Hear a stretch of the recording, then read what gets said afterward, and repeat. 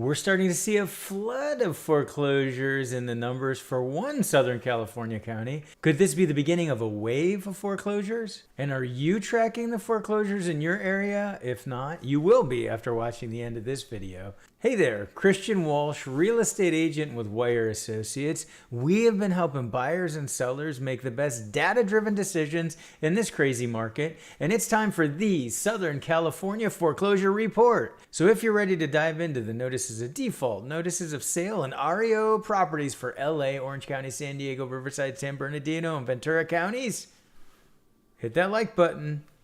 And let's get started. Buckle up, as another real estate YouTuber says, but we're actually going to dive into real numbers in this video. Let's go. It is time to talk about foreclosures in Southern California. First, starting off with month-over-month data, so notices of default.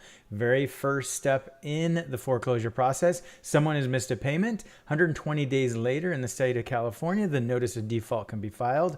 90 days later, the notice of sale can be filed. And 21 days later, the sale itself can take place. But it usually takes much longer, on average over 800 days to foreclose across the United States on properties. So this is a longer process. One county here is not like the others, and you might be able to pick it up pretty quickly because it has the biggest numbers. The other counties, we have seen an increase in notices of default month over month, but not dramatic. It hasn't continued to go up. That's kind of stabilized in some of the other counties. Los Angeles, it continues to go up for the notices of default. Month over month, it has not stopped and doesn't look like it's going to stop. And one explanation for the reason we're seeing the properties behind, we're seeing notices of default filed, and that would be that there's landlords who were not receiving rent for up to 2.5 to 3 years at this point, so they weren't able to pay their mortgages. The eviction moratoria are over in Los Angeles County and Los Angeles City, but it may take a while for landlords to recover their costs and get back to the point where they can pay their mortgage. Moving into phase 2 of the foreclosure process, notices of trustee sale or notice of sale, and we can see month over month that the numbers are up as compared to last year at this time, but they're not up and aren't continuing to go up high. It's taking longer for properties to get into the first phase, the notice of default, and then taking longer to go from that first phase into the second phase.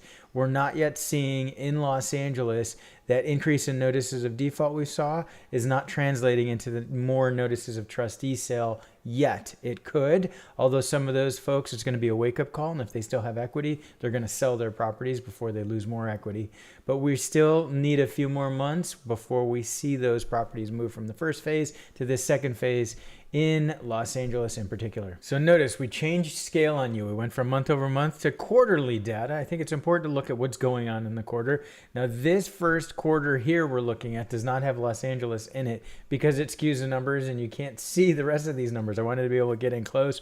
And remember, email newsletter subscribers get all these charts and can check out the data. But you can see that in general, we are up as compared to years past for notices of default. Now you can see the dip in 2021, and that was because there was a foreclosure moratorium. You can see 2022 is still low, and then things have rallied back in 2023. But if you average out 2021 through 2023, you're going to see it's going to be close to just a normal year for notices of default. There are going to be a certain number of foreclosures in any market. And now you can see why I took out Los Angeles. Let's bring it back in.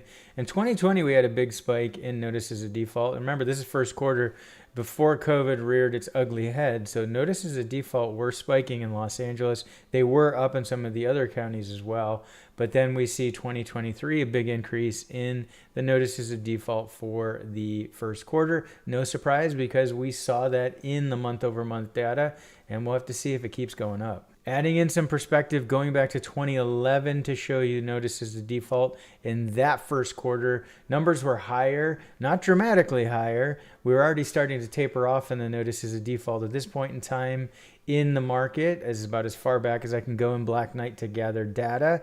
We'll see in the notice of sale some crazy differences going back to 2011, so stick around. Moving into that second phase, the notice of sale or notice of trustee sale for the first quarter, and you can see that the numbers in 2023 are down as compared to 2015. We were still working our way out of the global financial crisis and mess. And it wasn't really until 2018, 2019, and 2020 where we had lower numbers of notices of trustee sale in most of the counties. And you can see that dip in 2021 where we had the foreclosure moratorium. There were still some folks moving through the process. If it was a private loan, for example, they could. And we can see that we're up in 2023 for Los Angeles and the other counties as well, but definitely not reflecting what we were seeing in Los Angeles with the notices of default. They have not yet worked their way into the second phase. Phew! Perspective, when we look at that first quarter in Los Angeles in 2011 for the notices of trustee sale, over 6,000 in the first quarter. And the other counties, dramatic numbers, over 2,000 for most of the counties. Huge numbers of properties in that second phase of foreclosure back then.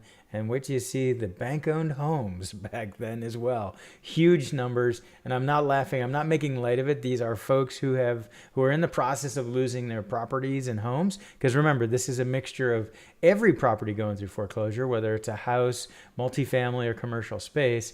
So it is just a very dramatically different time when you look at these numbers and compare them to the global financial crisis. If you like our numbers, you're going to love working with us. We've listed bank-owned homes. We've helped people through the short sale process, and we've helped investors along the way.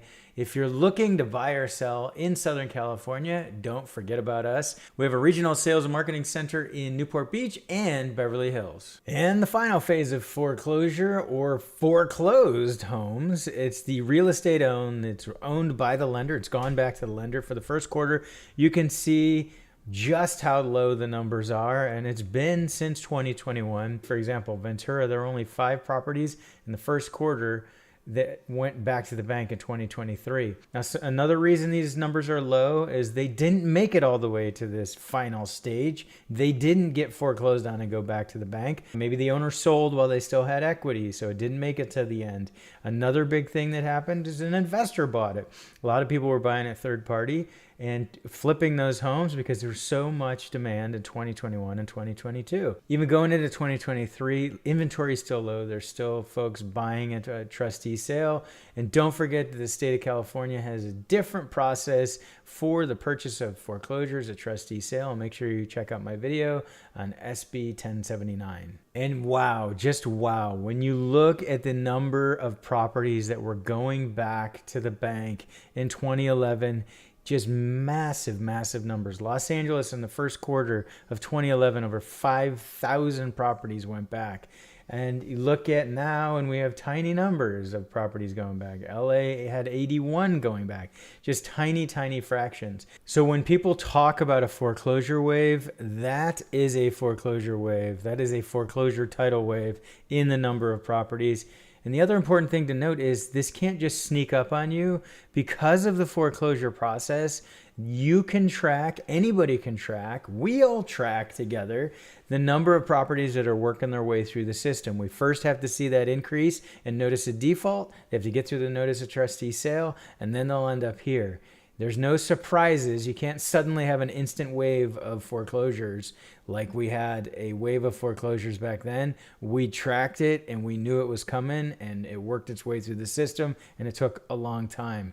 We do not see that in the numbers right now. Now, even though there isn't a massive wave, that doesn't mean it's not worth tracking the inventory that's coming. There's still opportunities in there for you. You can reach out as an investor to the notices of default, notices of trustee sale, even go to the foreclosure sale. You can go ahead and track those homes at foreclosure.com. We were just interviewed by foreclosure.com. We'll put a link below so you can check that out. We were honored to have that happen. But you can track properties in various stages of the foreclosure process across the country.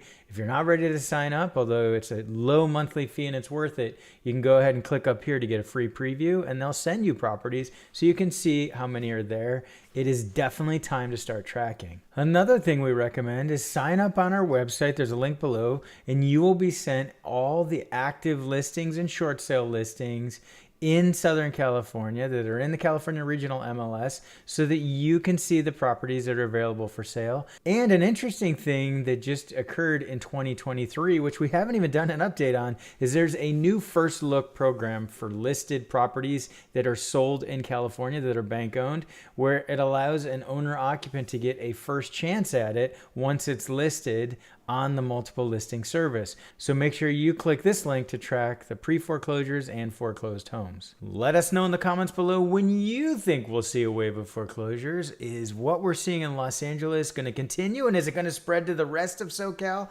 Let us know below. When you sign up for all the short sales and foreclosures that are listed on the multiple listing service, you'll also receive our free weekly email newsletter where we cover topics like this and a whole lot more you're not going to want to miss. Have you seen this next video here? If not, how did it sneak past you? Thanks for tuning in. This has been Christian Walsh, Forever Agent with Wire Associates and Berkshire Hathaway Home Services, and we want to hear from you.